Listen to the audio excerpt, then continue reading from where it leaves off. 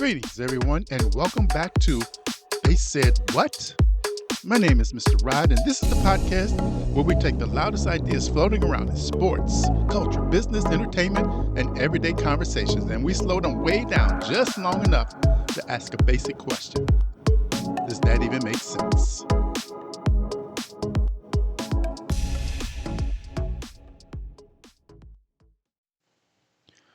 Greetings, and today I want to talk about something that I personally believe is weakening sports broadcasting: nonstop exaggeration. It's killing me. An impressive play can't just be an impressive play anymore. It has to be historic.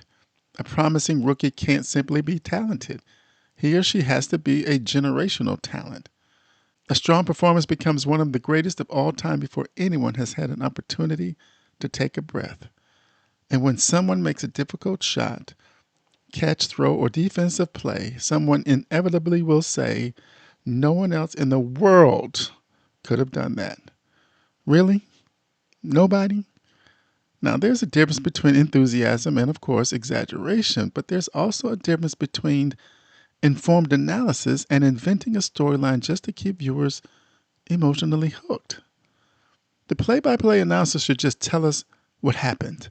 The analyst has the responsibility to help us understand why it happened. What formation created the opening? What adjustment forced the turnover? How did the pitcher set up the batter? What did the athlete recognize before everyone else did? Now, that kind of commentary teaches us something we may have missed by simply watching the game or the sport or the activity. Too often, though, broadcasters don't explain the moment. They just rank it. They don't let greatness develop. They declare it before the evidence is even in. Now, one of the best, maybe the safest and most overused phrase in all of sports media. One of the best players, one of the best coaches, one of the best teams, one of the best performances, one of the best we have ever seen. Top 3, top 10, top 50, best this season, best in franchise history. Without context, the phrase sounds meaningful while proving absolutely nothing. If something belongs among the best, how about give us some evidence? This is the highest scoring playoff performance in franchise history. She has finished in the top 5 in 6 straight majors. He has the lowest fourth quarter interception rate among all active quarterbacks. Facts don't kill excitement. Facts give excitement credibility. Now, generational talent should be described as a rare athlete, the kind we may not see again for a good long time, decades even. Today, the label gets handed out to multiple players, even in the same draft.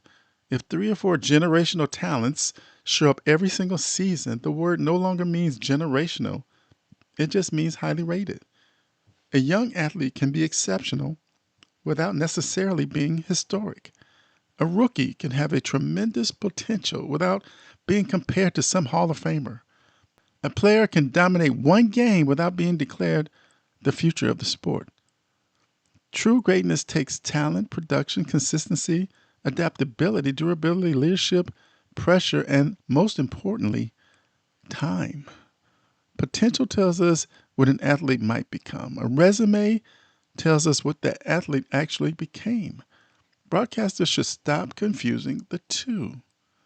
Now, the greatest of all time debate can be fun, but it's become a shortcut around real analysis. Every outstanding performance doesn't need to be a referendum on the GOAT or the greatest of all time, which I don't believe there's any such thing. Different eras had different rules, schedules, training, equipment, competition, and medical standards. If commentators compare athletes across eras, then they should state the criteria, whether it be championships, statistics, peak performance, longevity, impact, competition, or postseason success. Because without criteria, the greatest of all time often means the best player I have personally remember seeing or watching. That's an opinion, and it should be presented as such. Now, another problem is the bad habit of telling viewers what an athlete is thinking or feeling. He wanted it more. She couldn't be stopped. He has lost his confidence. This team has completely given up. Maybe, but how do we know? How does the viewer actually know? We don't. Unless the player, coach, or team has confirmed something, it's all supposition. Now, broadcasters, they can describe visible behavior, explain strategy, identify changes in performance, but they should be careful about assigning private thoughts, emotions, or motives from a distance. Instead of the quarterback has lost confidence, how about this? He hesitated on his last three throws and passed up two open receivers. Instead of this team has quit, how about their defensive communication has declined in the second half of the game? The second version gives the audience evidence. The first pretends to read minds. Now, sports broadcasting is competing for attention every single second they're on. Networks want sound bites. Social media accounts need clips. Debate shows need controversy. Drama travels farther than nuance. An outstanding young quarterback developing ahead of schedule is a responsible analysis. The next all time great has arrived is more likely to grow viral. But when everything is promoted as extraordinary, very little feels extraordinary. Constant exaggeration creates short term excitement and long term skepticism. It puts an unfair pressure on the athlete. Future Hall of Famer after three good games, disappointment after two bad ones. That's not thoughtful evaluation, that's emotional whiplash. Some may argue that sports are entertainment. Yes, yes, and broadcasters are supposed to create energy. This is true. A great call can make a great moment even more powerful. Emotion belongs in sports broadcasting because emotion belongs in sports. But the excitement should come from the event itself and not be manufactured by their claims. Raise your voice when a winning shot goes in. Celebrate an incredible comeback. Acknowledge a record breaking performance, of course. Just don't inflate every moment until the language becomes unbelievable. Now, good commentary enhances the action. Bad commentary, of course, competes with it. The best announcers know when to speak, what to explain, and when to let the crowd, the athletes, and the moment tell the story. Sometimes the most powerful decision a broadcaster can make is to simply stop talking for a few seconds. Think about it like this. Here's a better standard. Just describe what happened, explain why it mattered, provide the context, separate fact from opinion, let historical judgments develop over time. Instead of, that may be the greatest catch we have ever seen, try, that was extraordinary. One hand, both feet in bounds, tight coverage, critical third down. Instead of, nobody else could have made that shot, try, only a handful of players have the balance, range, and nerve to attempt a shot like that in that moment.